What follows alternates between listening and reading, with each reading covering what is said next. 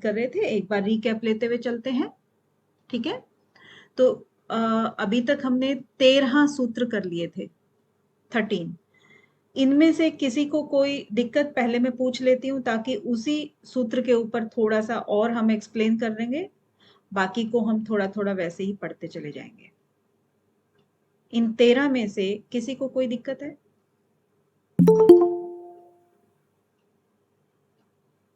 हाँ जी,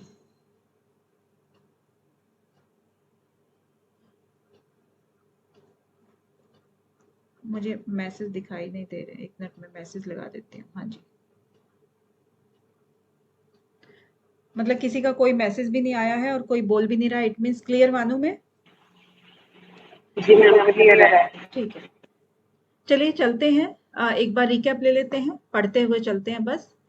कि हम साधन पाद में महर्षि पतंजलि योग के दूसरे उपाय बताते हैं समाधि में जाने के, कि तप, स्वाध्याय, ईश्वर प्रणिधान, ये 3 प्रकार, 3 चीजें हैं जो क्रिया योग के अंतर्गत आती हैं। क्रिया योग क्यों बोला गया है? क्योंकि क्रिया करके देखा जाता है ना, कि देखिए अभ्यास और वैराग्य, ये एकदम से वैराग्य है, वैराग्य एक शब्द है कि हमें सिर्फ आंतरिक चीजों से ही हमें उनसे हटना है, दूर।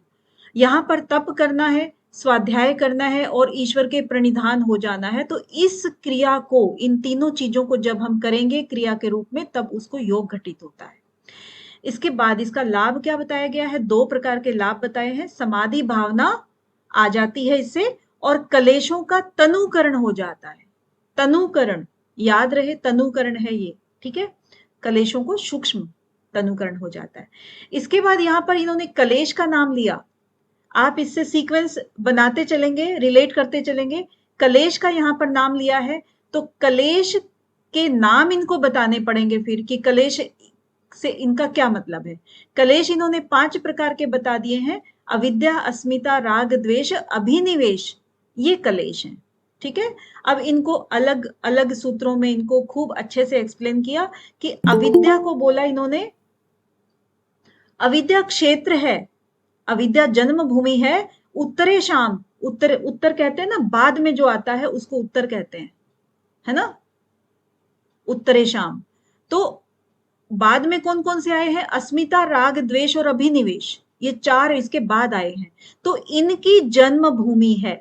ठीक है, तो यहां तक एक चीज ये खत्म करके उसके बाद बोलते हैं कि ये जो सारी कलेश हैं, ये कलेश हमारे जो शरीर में या हमारे अंदर 4 अवस्थाओं में रहते हैं।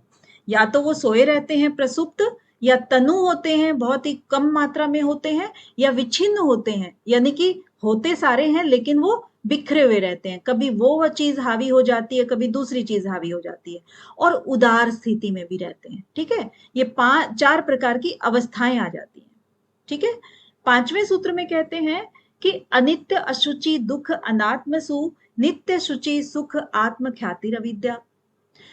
5वें में अविद्या को और अधिक एक्सप्लेन करते हुए कहते हैं कि अनित्य को जब हम नित्य मान लेते हैं, अशुचि को जब हम शुचि मान लेते हैं, दुख को हम सुख मान लेते हैं, और अनात्म चीजों को हम आत्म मान लेते हैं, तो जब हम वो मान लेते हैं, ख्यातिर, जब वो समझ लेते हैं, मान लेते हैं, उसको हम अविद्या कहते हैं। ठीक है, अब 6ठे सूत्र में क्या कह रहे हैं ये?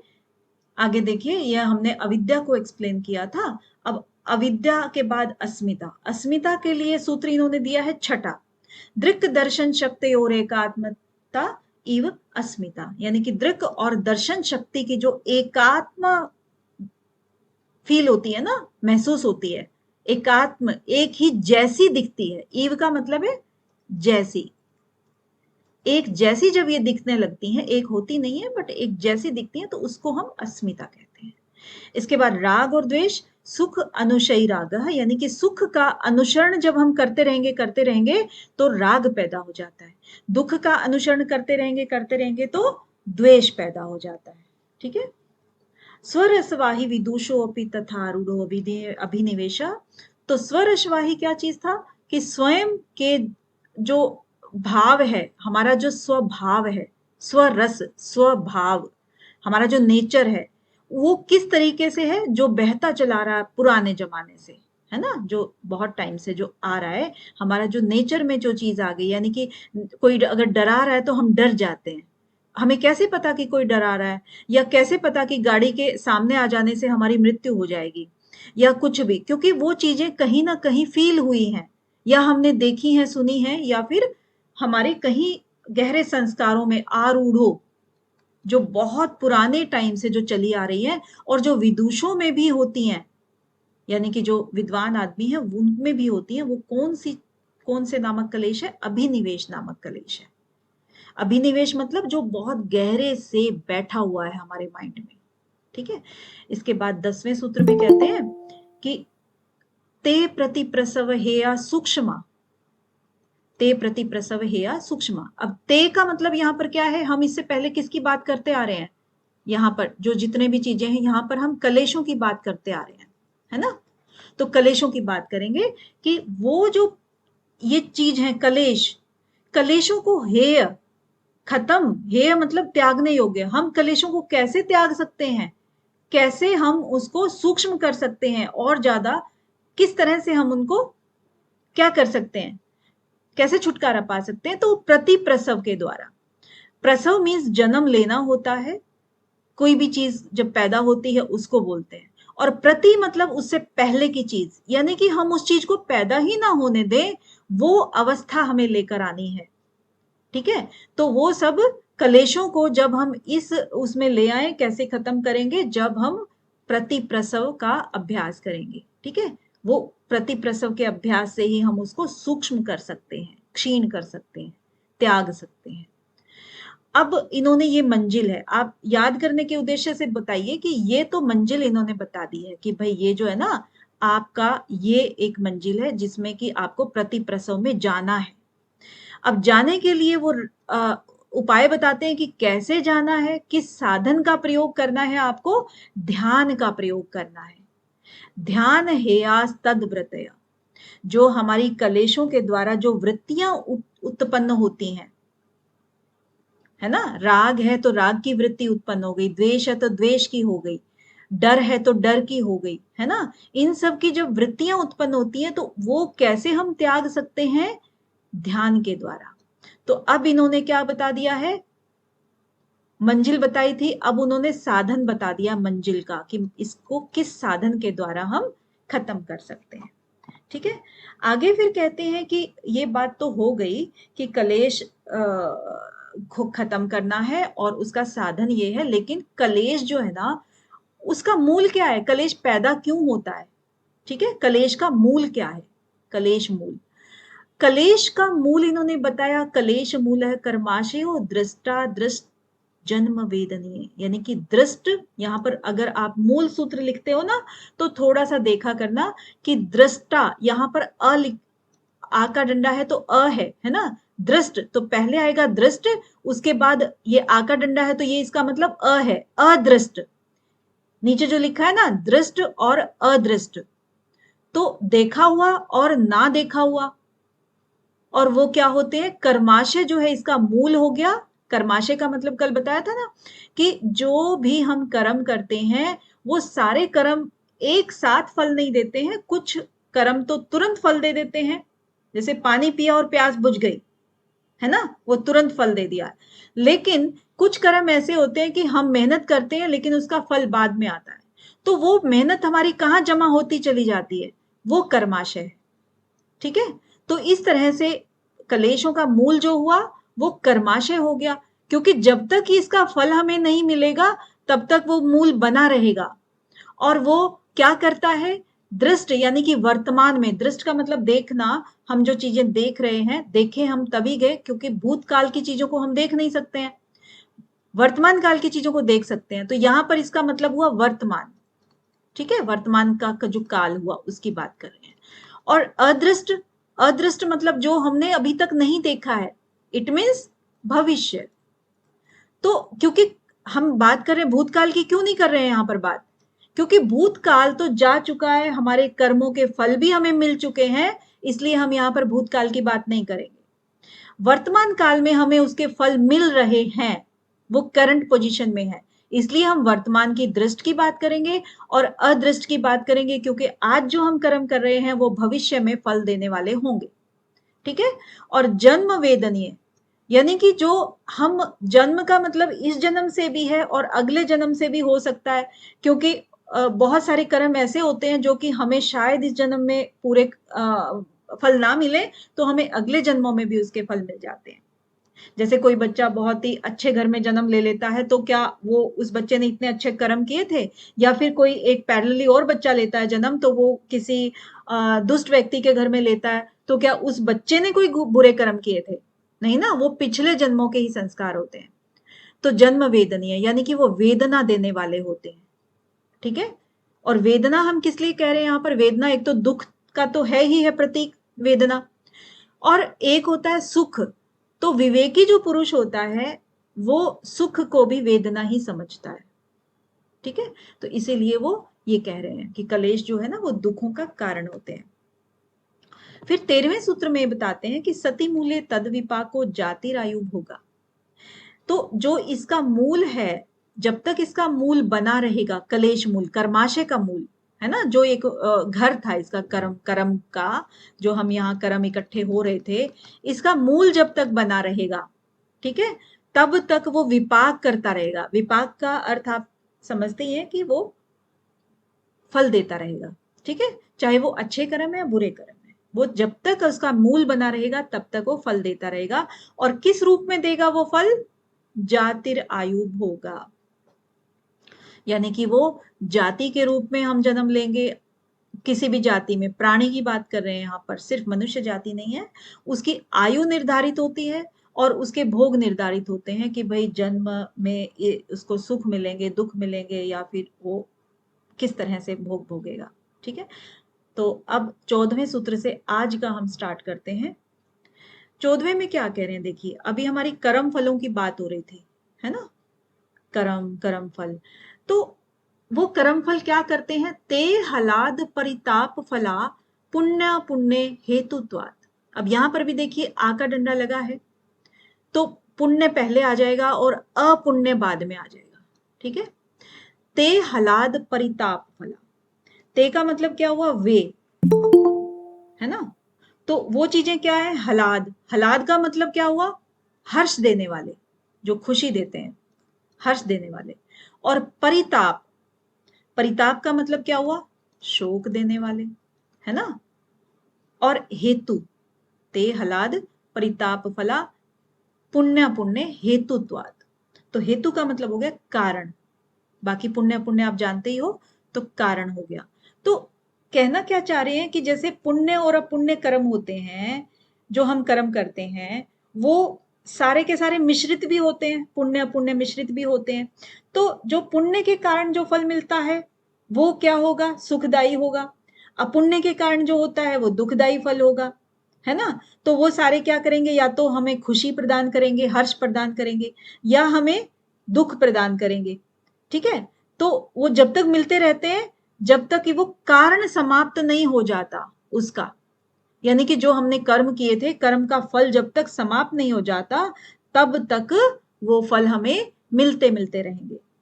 तो यहाँ पे क्या है ना कि जो हमारे मनुष्य जाति है, क्योंकि इसी में ही कर्म करने की शक्ति होती है। पशु तो बस जैसे हाँक दो वैसे चलता रहता है। तो जो मनुष्य है मेन, कि उसको जो कर्म करता है वो अविद्या के कारण करता है, क्योंकि इन्होंने मूल बताया ना अविद्या को। अविद्या से हम चीजों को क्या करते हैं? वो सोच लेते हैं कि भाई ये चीज तो स्थायी है और ये सच्ची है, झूठी है, मतलब इन चीजों में फंस के रह जाता है वो। असली चीज को नहीं पहचान पाता कि हम सब यहाँ पर टेम्परेरी हैं, यहाँ से हम सबको जाना है। तो वो चीजें जब नहीं समझ में आएंगी, अविद्या के कारण नहीं समझ आएंगी, तो उस स्थिति से जब हम मुक्त हो जाते हैं, अविद्या से जब हम विद्या प्राप्त हो जाती है, या हमें विद्या को हम जान लेते हैं कि ये सब अस्थाई है, तो फिर हम इन कर्म, निष्काम कर्म करने लगते हैं। और निष्काम कर्म करते करते हमारे कर्माशय अपने आप समाप्त हो जाएगा और हम कर्म मुक्त हो जाएंगे। ठीक है। तो यहीं से जो जड़ होती है ना हमारी कर्माशय की, उसी को उखाड़ के फेंकना होगा। तो यहां तक हमारा कर्म की बात हुई। ठीक है, 14 सूत्र तक। 15वें में क्या कहते हैं ये देखिए, 15वें में अब दुख की बात करते हैं थोड़ी सी, क्योंकि बहुत सारे बच्चों ने क्वेश्चंस भी गलत किया था, इसीलिए मैं सूत्र सुनाने से पहले इसको क्लियर कर देती हूँ कि अगर कहें कि दुख कितने प्रकार के होते हैं, महर्षि पतंजलि के अनुसार दुख कितने प्रकार के होते हैं, तो आधे से ज्यादा बच्चों का गलत निकल जाएगा, क्योंकि उसमें ऑप्शंस क्या दिए रहेंगे, ऑप्शंस दिए रहेंगे आध्यात्मिक, आदिदैविक, आदि भौतिक, ठीक है, और बाकी गीता के भी आ जाएंगे, और फिर परिणाम ताप संस्कार भी आ जाएगा, ए एंड बी का ऑप्शन भी आ जाएगा, सारा कुछ आ जाएगा आपके अंदर। तो लेकिन है ना, क्योंकि हम सिर्फ ऐसे ही पढ़ रहे हैं ऊपर ऊपर से योग सूत्र को, तो हमारा डेफिनेटली गलत होगा। अगर आपको योग सूत्र के अकॉर्डिंग दुख पूछा जाए, तो दुख आपके सिर्फ और सिर्फ क्या है, परिणाम ताप और संस्कार, ये दुख है आपके, इसके अलावा कोई दुख नहीं है। किसी दुख की भी किसी सूत्र में कोई बात नहीं की गई है, ठीक है। तो यहां पर ये क्या कहते हैं, परिणाम ताप संस्कार दुखैर गुण वृत्ति विरोधाच दुखमेव सर्वम विवेकिनः। अब बहुत गहरी बात कह रहे हैं यहाँ पे कि जो विवेकी जन होता है उसका सुख भी जो है ना, नीचे लास्ट में देखिएगा, उसका जो हर सुख जो है वो दुख ही होता है, ठीक है। दुखम एव सर्वम विवेकिन, सबके सब विवेकी जनों के लिए सारे के सारे दुख ही हैं, चाहे वो सुख है दुख है कुछ भी है। अब यहां पर एक एक शब्द को हम देख लेते हैं कि परिणाम क्या होता है, मेन चीज है परिणाम को देखते हैं, क्योंकि हम एक एक शब्द को पकड़ के उसको गहराई से हम देखते हैं, तभी हमें योग सूत्र कंप्लीट मतलब समझ में आएगा।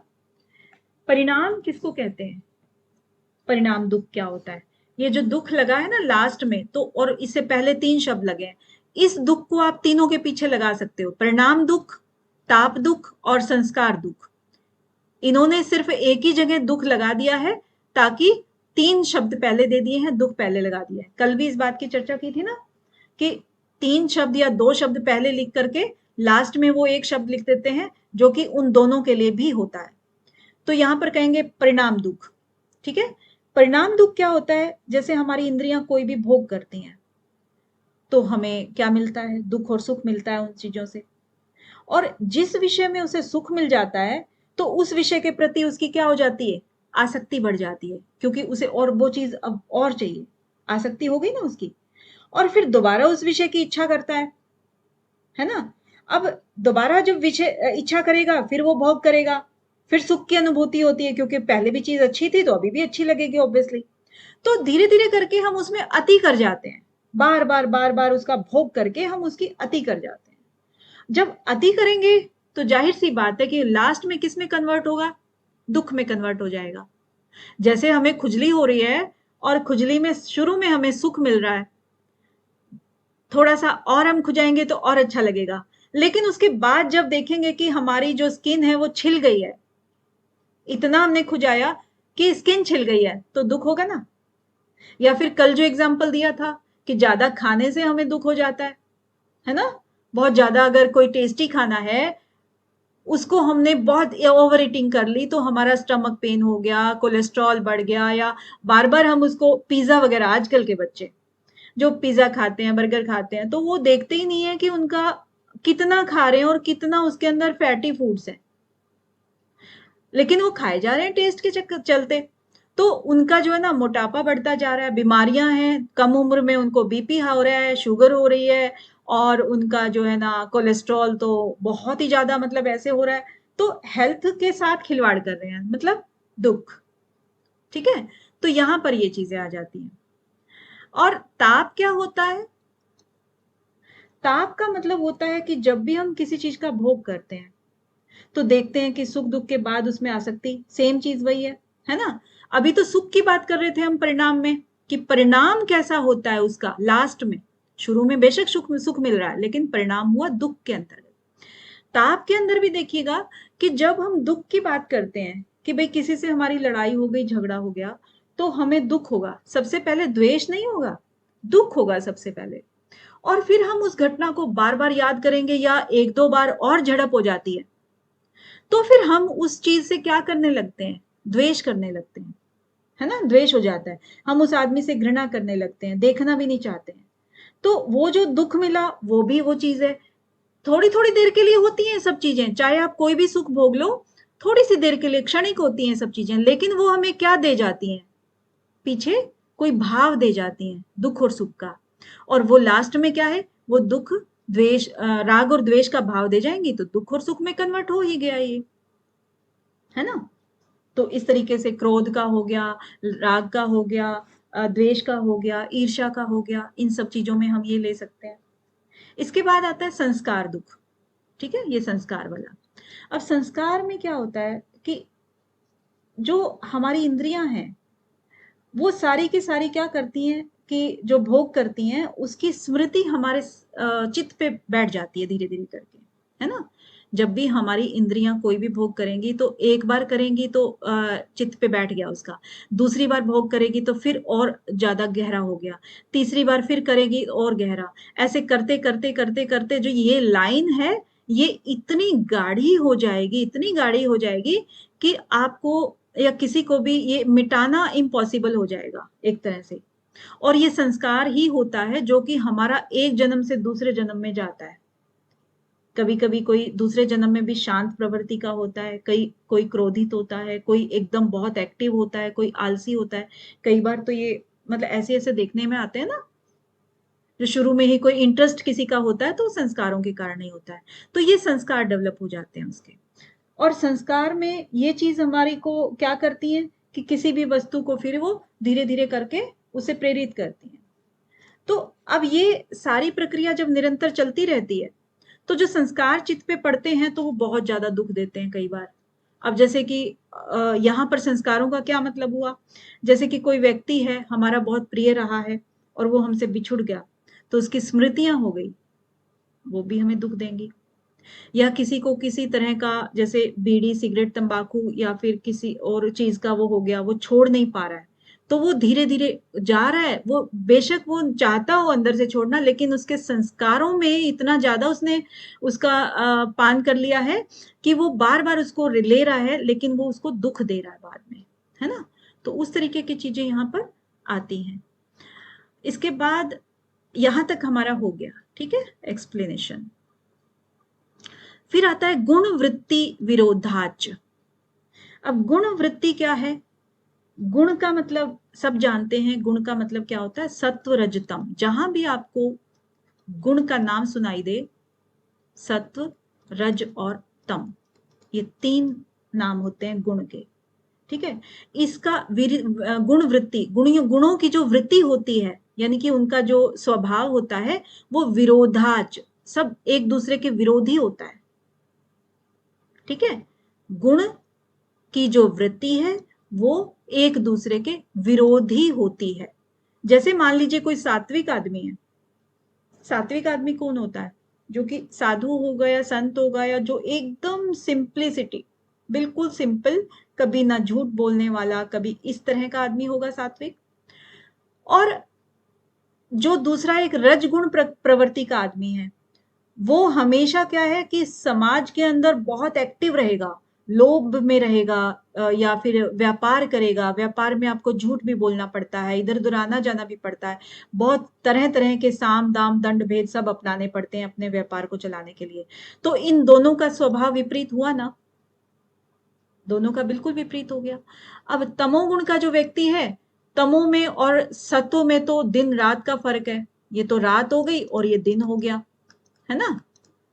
इसमें तो बहुत सारे तरह के वही चीजें होती हैं, मोह है, आपका आलस है, निद्रा है, मांस मच्छी खाना, और मतलब खान पान से लेकर के उसके रहन सहन से लेकर के सब चीजें अलग होती हैं इनकी, ठीक है। तो इस तरह से हर एक का, यानी कि एक का अगर सत्वगुण, एक ही आदमी है मान लीजिए, और उसका जब जब सत्वगुण बढ़ेगा, हम क्योंकि समाधि की बात करेंगे, तो समाधि की तरफ जब वो जाएगा और जब वो वितर्क विचार आनंद अस्मिता इन स्टेजेस से को जब क्रॉस करने लगता है, तब उसका सबसे पहले उसका तमोगुण छूटता है, फिर उसका रजगुण छूटता है, फिर वो सत्वगुण में आता है। और जैसे जैसे ये चीजें पीछे छूटेंगी ना तो ऑब्वियस है कि सत्व गुण में बढ़ोतरी हो जाएगी, है ना। सत्व गुण बढ़ता जाएगा और ये चीजें कम होती जाएंगी। तो इसका मतलब है कि विरोधी हो गया ना एक दूसरे का। ये चीज तो कम हो रही है एक चीज, और एक चीज आपकी बढ़ रही है। और इसी तरह से रजोगुण का जो व्यक्ति है, रजोगुण अगर बहुत ज्यादा इन्वॉल्व रहेगा किसी चीज में तो उसका सत्वरज भी कम होगा और तमोगुण भी कम होगा, या तमोगुण और रजोगुण मिक्स भी हो सकते हैं। तो वो डिपेंड करता है कि कौन से गुणों को वो ले रहा है, अपने अंदर भर रहा है, और कौन से गुण उसके बढ़ रहे हैं, ठीक है, कौन से घट रहे हैं। तो ये यहां तक हो गया आपका गुणवृत्ति विरोधाच। अब ये लास्ट वाला तो सबसे पहले बता ही दिया था कि दुखम एव सर्वम विवेकिनः, ये सारे के सारे जो दुख हैं ये सभी विवेकी जन के लिए दुख ही हैं। यानी कि सारे जितने विवेकी जन हैं उन सब के लिए कोई भी चीज हो गई, चाहे वो सुख हो गया, दुख हो गया, राग हो गया, द्वेष हो गया, किसी भी तरह की कोई भी चीज हो गई, वो सब विवेकियों के लिए दुख ही है। ठीक है, चलिए आगे है 16th वाला। अब हम देखते हैं कि दुख की बात, देखिए इन्होंने बात की है ना, इससे पहले वो कलेशों की बात कर रहे थे, कलेश इन्होंने कर दिए कहाँ खत्म, 14 सूत्र तक कलेश खत्म कर दिए। एक थोड़ा सा हम, क्योंकि सीक्वेंस भी हमें बनाना है ना, तो थोड़ा थोड़ा हम लॉजिक लगाते हुए चलते हैं अपने आप से ही। तो 14 तक इन्होंने क्या कर दिए कि कलेशों की बात कर दी थी इन्होंने, ठीक है। और 15वें से ये क्या कर रहे हैं, दुख की बात कर रहे हैं। अभी यहां से हम दुख स्टार्ट कर देते हैं। तो दुख को पहले इन्होंने बता दिया कि 3 प्रकार के दुख हैं। इसके बाद दुख की बात करते हुए और आगे कहते हैं कि ये जो हेयम दुखम अनागतम, कह रहे दुख तो ये होते हैं ठीक है, लेकिन कौन सा दुख ऐसा है जो कि त्यागने योग्य होता है। हेय, हेय का मतलब है जो त्यागने योग्य चीज है, जिसको हम पलट के नहीं देखना चाहते हैं। तो वो कौन सा दुख है जो त्यागने योग्य है, हेयम दुखम अनागतम। तो यहां पर अनागत का मतलब देखिए पहले, क्योंकि हेय का मतलब तो पता ही है आपको, जो नष्ट करने योग्य है, और दुख का मतलब दुख ही होता है। और अनागत का मतलब देखिए, आगत क्या होता है, आगत, आगत होता है जो कि आया हुआ है ना, वर्तमान, आया हुआ मतलब हमारा वर्तमान हो गया। और इसमें अन लग गया है, अनागत, यानी कि जो आया नहीं है, अभी अभी नहीं आया है, इट मीन्स वो आने वाला है, यानी कि भविष्य। बिल्कुल आरुषि जी, आने वाला, ठीक है। तो वो अनागत हो गया। तो यहां पर ये कहना चाह रहे हैं, देखिए क्वेश्चन बन सकता है इसमें से कि त्यागने योग्य दुख कौन सा है, अनागत का। इसमें आपको भूत भविष्य भी दे सकते हैं, भूत वर्तमान भी दे सकते हैं ऑप्शन में, ठीक है। मैं खुद क्वेश्चन बनाऊंगी, तब इनके लिए मैं आपको पहले से ही प्रिपेयर कर रही हूँ। तो ये सब तो चीजें वो हम, वर्तमान के लिए बोला गया ये वाला श्लोक। वर्तमान के लिए नहीं है, ये आगत लिखा है, आगत है ये, यहाँ पर अनागत है। मैंने आपको अनागत को तोड़ के बताया है कि इन्होंने अनागत का मतलब क्या है। इसके अंदर अन लग गया ना पहले अभी, तो अनागत हो गया। आगत का मतलब है जो आया हुआ है वर्तमान, और अनागत मतलब भविष्य। तो यहां पर भविष्य आएगा, भविष्य के लिए यूज हुआ है ये। आप देखेंगे ना अनागत लिखा है यहाँ पर, और मैंने यहाँ पर सिर्फ आगत लिखा था, आपको सिर्फ इसको संधि थोड़ा तोड़ के लिखा था, संधि विच्छेद करके लिखा था, ठीक है। क्योंकि जो शब्द बनते हैं उनके रूट्स को भी हम जान लेना अगर, कि भाई रूट क्या है इसकी, कहाँ से आया है शब्द, तो उसके आगे पीछे कुछ भी लगने से हम उसका अर्थ समझ सकते हैं, ठीक है। तो अभी यहाँ पर अनागत या ऐसा क्यों लिखा है कि भविष्य का ही दुख त्यागने योग्य है, क्यों लिखा है आरुषि जी?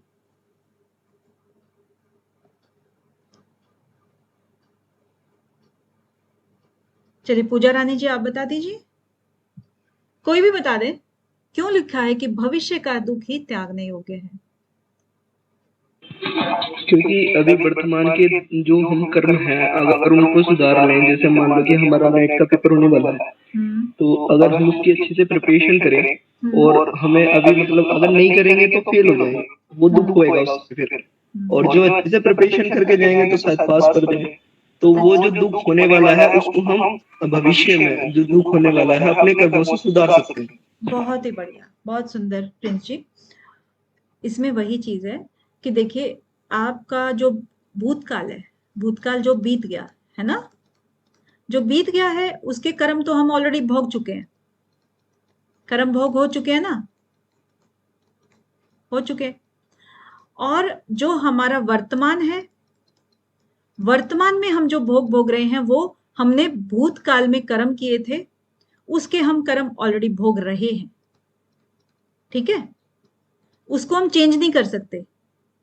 जो हमारा चल रहा है उसको, उसका परिणाम हम तुरंत तुरंत चेंज नहीं कर सकते। चेंज कर सकते हैं हम भविष्य के परिणामों को, है ना, क्योंकि भविष्य में के परिणामों को हम, जैसे प्रिंस जी ने भी बताया कि हम मेहनत करके, कर्म करके अच्छे, या निष्काम करना है या सकर्म करने हैं आपके, कुछ भी करना है, जो भी करेंगे तो आज कर्म करेंगे तो हमें भविष्य में फल मिलेगा। इसीलिए इसमें भूतकाल और वर्तमान का नाम नहीं आया है, क्योंकि वर्तमान में जो हम बैठे हैं वो पिछले कर्मों के कारण बैठे हैं, ठीक है, समझ गए, समझे कि नहीं? जी मैम। तो रीजन जो है ना, वो जब समझेंगे तो आपको कभी भी गलती के चांसेस रहेंगे ही नहीं, रीजन समझ में आएगा तो, ठीक है। इसीलिए जो भी चीज है रीजन भी हम निकालें तो ज्यादा अच्छा है। किसी के माइंड में कोई भी क्वेश्चन उठना चाहिए, जब क्वेश्चन उठते हैं तो अच्छा लगता है कि हाँ, इट मीन्स वो अवेयर है और ध्यान से सुन रहा है। चलिए नेक्स्ट।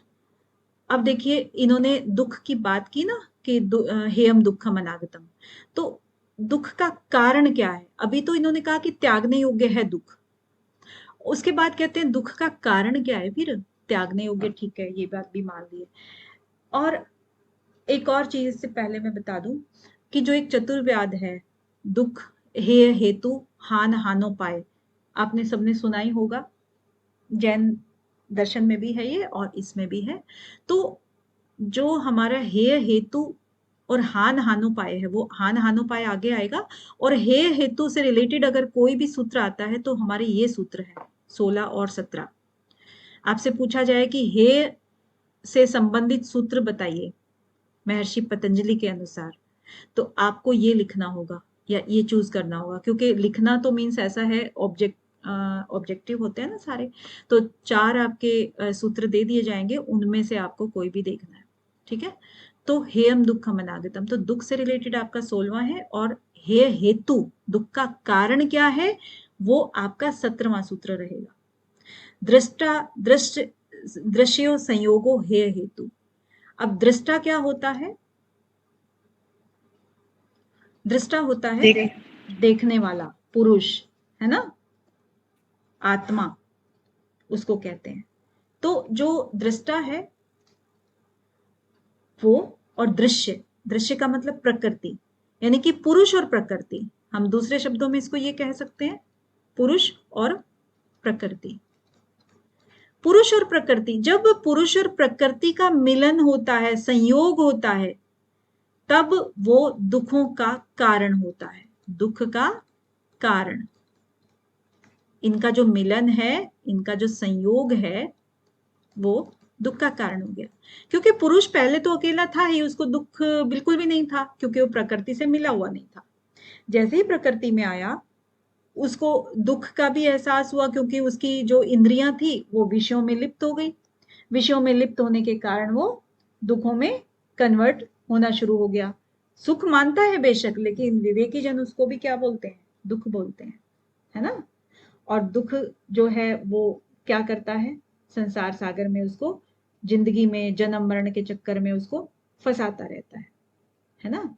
तो वो सारी चीजें ये क्या कहते हैं, यही है कि दुख जो है वो सारे के सारे त्यागने योग्य हैं, और इसका जो संयोग है वो दुख का कारण हो जाता है।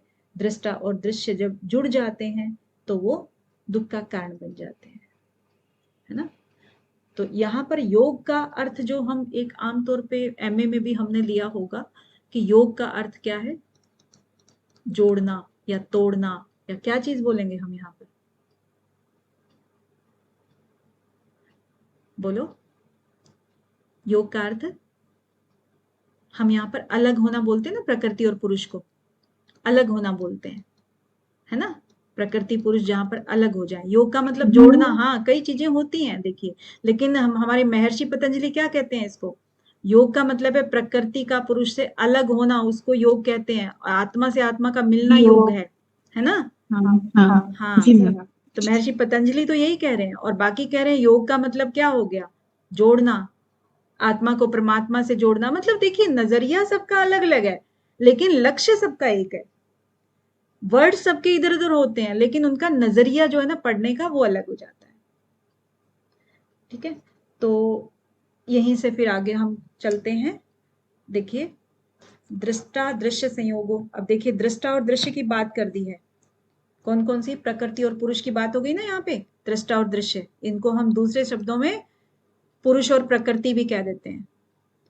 अब यहाँ पर देखिएगा दो चीजों का नाम लिया, पुरुष प्रकृति, तो यहाँ पर प्रकृति को एक्सप्लेन कर रहे हैं 18 और 19 वाले सूत्र में। यहाँ पर देखिएगा प्रकृति की व्याख्या की है, और 20 और 21 में इन्होंने व्याख्या की है पुरुष की। ठीक है, तो अब आप कहें तो मैं प्रकृति की करूं या पुरुष की, मतलब यहां तक करवाऊं या फिर इतना ठीक है? 20 तक करवा दो। 19 तक करा दूं, क्योंकि 20वां तो नहीं, एक बार अगर हमने पुरुष को छेड़ दिया तो फिर कंप्लीट ही कराएंगे, फिर 21 ही भी कराएंगे। ओके मैम, 19 तक करवा दो।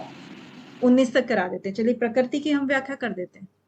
प्रकृति में देखिएगा कि प्रकाश क्रिया स्थितिशीलम भूतेन्द्रियात्मकम भोग अपवर्गार्थम। यहां पर भी आप देखेंगे कि आ का डंडा है, भोग है ये, और अ ऊपर लगा हुआ है, भोग अपवर्गार्थम दृश्यम। ठीक है, तो यहां पे क्या कह रहे हैं कि जो पहले वाले सूत्र में कहा था कि दृष्टा दृश्य संयोगो हे हेतु, यानी कि दृष्टा और दृश्य के संयोग जो है वो दुख का कारण है, और इस सूत्र में दृष्टा और दृश्य के बारे में बता रहे हैं। कहते हैं कि दृश्य का जो स्वरूप है वो क्या है, प्रकाश क्रिया और स्थिति, ये है दृश्य का स्वरूप। शीलम मतलब स्वभाव, उसका स्वभाव जो है, शील का मतलब स्वभाव जो होता है। तो जो उन्होंने कहा दृश्य, तो उसका मतलब ये हुआ कि दृश्य का एक ये भी स्वभाव है कि वो प्रकाश भी होता है, क्रिया भी होता है, और स्थिति भी होती है। ठीक है, ये इसका स्वभाव है, किसका, प्रकृति का। जो हम यहाँ पर दृश्य की बात करें, दृश्य का स्वभाव होता है, और दृश्य को दूसरे शब्दों में हम प्रकृति कहते हैं। ठीक है, अब प्रकाश का मतलब जान लेते हैं कि प्रकाश का मतलब क्या होता है। प्रकाश का मतलब हमेशा से ही होता है कि हल्कापन। यस, हाँ जी प्रिंस जी, सतरज तम के अंदर ये तीनों चीजें आती हैं, प्रकाश क्रिया स्थिति।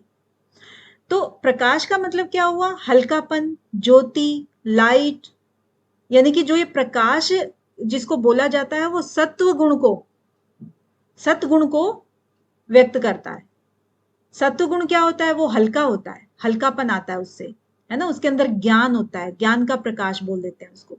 तो प्रकाश का मतलब यहाँ पे सिर्फ सिंबॉलिक है, क्योंकि इससे सत्व गुण जिसके पास होगा तो उसके पास उतना ही ज्ञान होगा ना, वो चीजों को उतनी गहराई से समझेगा, तो इसीलिए इसको प्रकाश बोल दिया है। इट मीन्स ये किसका प्रतीक हुआ, सत्व गुण का प्रतीक हुआ। अब क्रिया पे आ जाते हैं। अब क्रिया क्या होता है, इसका स्वभाव जो है ना रजोगुण होता है, यानी कि वो क्रिया करता है हमेशा, तो ये क्रिया भी इसका सिंबॉलिक हो गया, सत्व रज और तम। स्थिति, स्थिति का मतलब होता है जैसे तमोगुण के ऊपर ये कहा गया है, और स्थिति मतलब एक ही जगह पे जो चीज टिकी रहती है, भारी होती है, अज्ञानता उसके अंदर होती है, चलती नहीं है ना वो स्थिति, एक जगह स्थित है जैसे, तो उस तरीके से इन्होंने स्थिति को भी तम का रूप दिया है। ठीक है, तो सत्व रजतम ये तीन चीजें हो गई, ये इनके स्वभाव हैं प्रकृति के, दृश्य के। इसके बाद आता है भूतेन्द्रियात्मकम भोगम, भूतेन्द्रियात्मकम। तो भूतेन्द्रियात्मकम क्या है कि भूत, एक शब्द ये हो गया भूत। भूत का मतलब क्या हुआ, पंच महाभूत। ठीक है, तो पंच महाभूत का मतलब जो हमारे अग्नि पानी वायु ये सब होते हैं, और जो इंद्रिय हैं हमारी इंद्रियां हो गई। ठीक है, तो भूत और इंद्रिय इन सब से मिलके, यानी कि प्रकृति जो है इन सब से मिलके बनती है। उसके अंदर भूत भी आ जाते हैं और इंद्रियां भी आ जाती हैं, तो उसका एक स्वरूप ये भी हो गया। यानी कि दृश्य के बारे में ही बात कर रहे हैं, तो दृश्य का जो एक स्वरूप है वो प्रकाश क्रिया स्थिति है, दूसरा जो स्वरूप है वो भूत इंद्रियात्मकम है। ठीक है, तो दो स्वरूप इसके बता दिए हैं। क्या क्या चीजें हैं? प्रकाश क्रिया स्थितिशीलम भूतेन्द्रियात्मकम, यानी कि जिसके अंदर भूत, दृश्य के अंदर ही से निकलते हैं ना इंद्रियां और भूत, पंच महाभूत। उसके बाद है कि एक और इसका उद्देश्य है दृश्य का, क्या है? भोग अपवर्गार्थम, यानी कि जब दृष्टा दृश्य के साथ में जब संयोग होता है, उससे जुड़ जाता है और उसको अपना मानने लगता है और चित्त को ही अपना स्वरूप समझने लग जाता है। क्योंकि देखिए, मैं हूं, मेरा पुरुष पहले कुछ और था, इस शरीर में आने के बाद मैं अपने आप को, मेरी चीजें हैं, मेरा लैपटॉप है, मेरा कमरा है, मेरा ये है, मेरा वो है, मेरे पुत्र है, मेरे, मतलब इस तरह की चीजें मैं बहुत हो जाती है ना। तो जब मैं की भावना उसके अंदर आ जाती है तो क्या होता है, फिर वो विषयों से जब इतना ज्यादा जुड़ जाता है तो भोग करने लगता है उन चीजों का। तो वो जो चीजें होगी वो भोग हो गया। अब जब उसको समझ में आता है कि ये चीजें मेरी नहीं है, और उसको सात्विक रास्ते पर चलते हुए जब उसको एहसास होता है कि मुझे मोक्ष की तरफ जाना है, तो उन चीजों से वो परे हटने लगता है, अकेले होने की कोशिश करता है कैवल्य की प्राप्ति के लिए। फिर वो उससे अपवर्ग करता है, यानी कि उन चीजों को छोड़ने लगता है। तो इसका दृश्य का, यानी कि किसी ने भोगा किसी चीज को, तभी उसको लगा कि इसमें बहुत सारे दुख हैं, और उसको छोड़ने का प्रयास करते हुए वो अपवर्ग की तरफ चल पड़ा है। अपवर्ग मतलब ऊपर की तरफ, समाधि की तरफ वो चल पड़ा है। तो दृश्य के देखिए कितने वो हो गए। दृश्य का मतलब है कि जो भोग भोगता है प्राणी, उसके लिए वो भोग स्वरूप है प्रकृति, और जो मुक्ति चाहता है उसके लिए वो अपवर्ग का काम करती है प्रकृति। ठीक है, तो दृश्य का जो प्रयोजन हुआ वो क्या हुआ? भोग कराना भी हो गया और अपवर्ग कराना भी हो गया। ठीक है, समझ आया?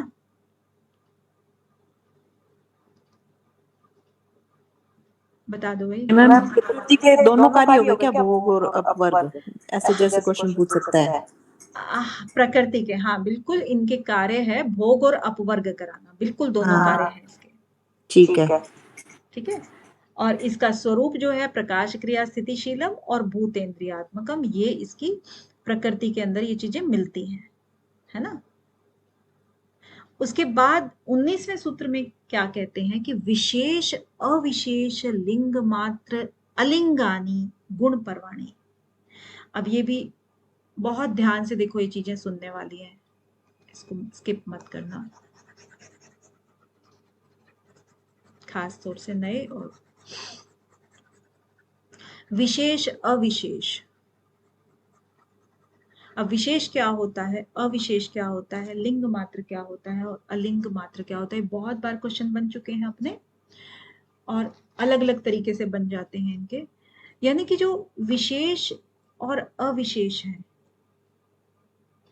लिंग मात्र भी इसको बताएंगे कि क्या लिंग मात्र है, अलिंग क्या चीज है, ये इसके भी भेद बताते हैं। और गुण क्या होते हैं, वो त्रिगुण होते हैं। परवाणी क्या होता है कि जो भेद है या गांठ है या जो अंतर हम करते हैं, गुणों में जो अंतर होता है, वो जब सारे के सारे विभक्त होते हैं, सब चारों भागों में, इनमें जब बांटते हैं ना, विशेष अविशेष लिंग मात्र, इन सब में बांटते हैं, तो जब हम इनको अलग अलग करते हैं तो ये कितने में आ जाते हैं? 25 तत्वों में आ जाते हैं। हमारे टोटल ये 25 तत्व बन जाते हैं सारे, इन चारों को, विशेष अविशेष लिंग मात्र और अलिंगानी, ये टोटल हमारे 25 तत्व, यानी कि प्रकृति के जो हमारे तत्व हैं 25 तत्व हो जाते हैं। ठीक है, और 25 तत्वों में से जो प्रकृति है वो 24 और पुरुष 1 हो गया। ठीक है, और 24 प्रकृति में से जो प्रकृति अव्यक्त मानी जाती है और जो सबसे सूक्ष्म है, यानी कि हम यहां से शुरू कर लें अगर, कि जो प्रकृति अव्यक्त अवस्था में है। अव्यक्त का मतलब व्यक्त होता है ना जो कि दिख रहा है जो चीज, और अव्यक्त जो दिखाई नहीं पड़ रही है, बिल्कुल कहीं से कोई उसका नामो निशान नहीं है, तो ये अव्यक्त प्रकृति है। अव्यक्त प्रकृति इज इक्वल टू, यहां पर हम कह सकते हैं वो कैसे होती है, जिसमें सत, रज और तम ये तीनों बिल्कुल बराबर मात्रा में होते हैं, तीनों गुण। जब तीनों बराबर मात्रा में होंगे तो इनमें कोई विकार आएगा ही नहीं, क्योंकि बिल्कुल एक साथ ये बह रहे हैं, कोई कम कोई ज्यादा नहीं है। तो ये इसका सबसे सूक्ष्म स्वरूप होता है प्रकृति का, और ये बिल्कुल इस समय में बिल्कुल अविकार होता है, इसमें कोई विकार नहीं होता है। ठीक है, जब सबसे पहले जो विकार आता है इसमें, तो ये क्या हुआ, सबसे पहला विकार महत तत्व आता है इसमें, या इसको बुद्धि भी बोल देते हैं। ठीक है, ये जब विकार आता है तो इसको क्या कहते हैं, अलिंग।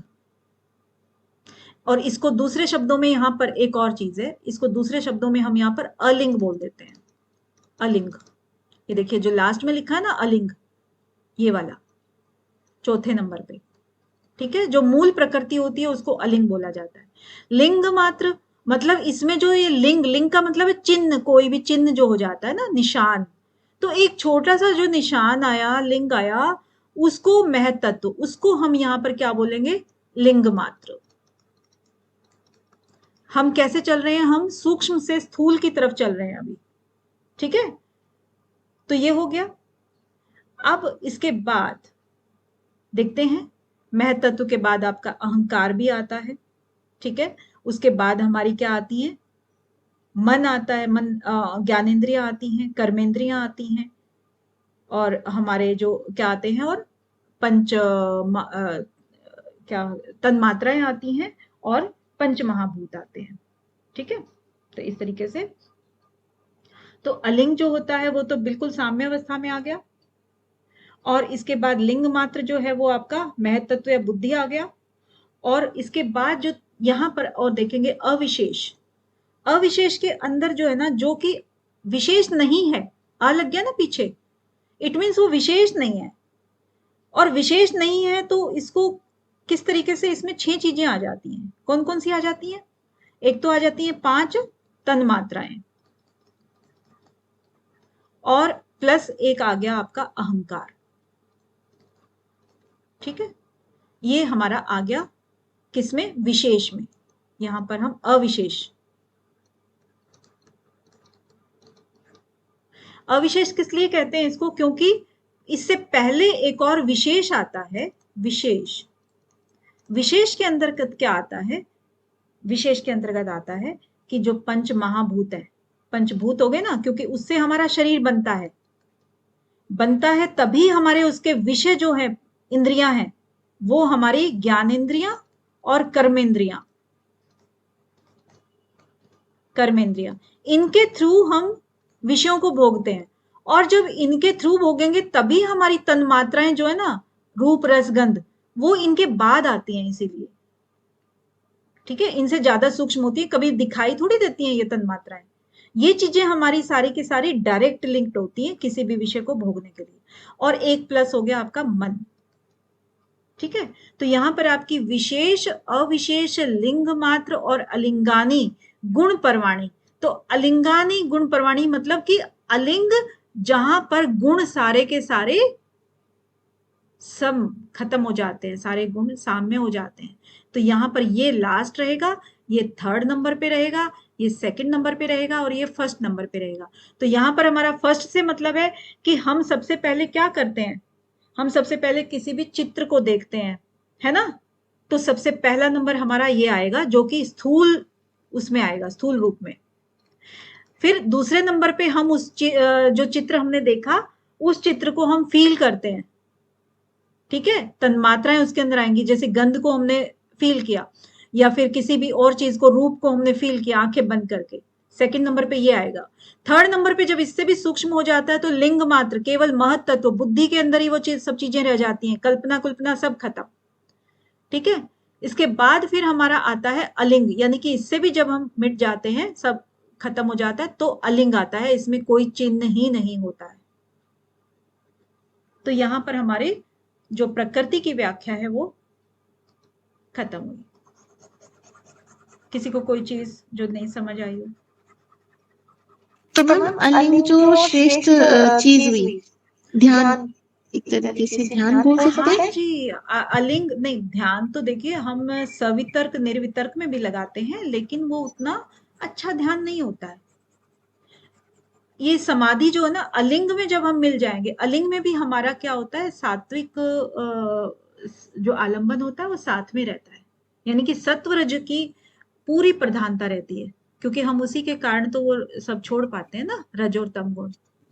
और जब सत्व गुण भी छूट जाएगा ना लास्ट में, तब हमें जो विवेक ख्याति प्राप्त होती है, एक तरह से हम ये कह सकते हैं, मतलब निर्बीज समाधि मिल जाती है या जीवन मुक्त हो जाते हैं अगर हमारा शरीर है तो।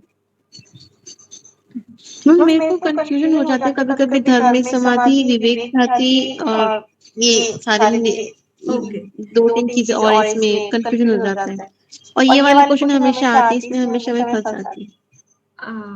हाँ, लेकिन है ना, इसमें अब जैसे जैसे हम आगे बढ़ेंगे वैसे वैसे आप देखना। ये कौन बोला था? मैम मैं कंचन। अच्छा, कंचन। इसमें जैसे हम आगे पढ़ेंगे ना, तो उसमें धर्म मेघ भी हम देखेंगे, धर्म मेघ कहाँ से शुरू होती है और उसकी रेंज क्या है, ठीक है। और किसमें था आपका कंफ्यूजन? धर्म मेघ और विवेक ख्याति। विवेक ख्याति, ठीक है। जैसे जैसे ये शब्द आएंगे ना, वैसे वैसे हम इनको हाईलाइट करते हैं। अभी के लिए ये जो है प्रकृति जो थी, प्रकृति की व्याख्या है, इसको आप थोड़ा सा देखिएगा कि प्रकृति के अंदर हमारे प्रकाश क्रिया स्थिति शीलम, ये इसके स्वभाव है, प्रकाश क्रिया और स्थिति, यानी कि सत्वरजतम दूसरे शब्दों में।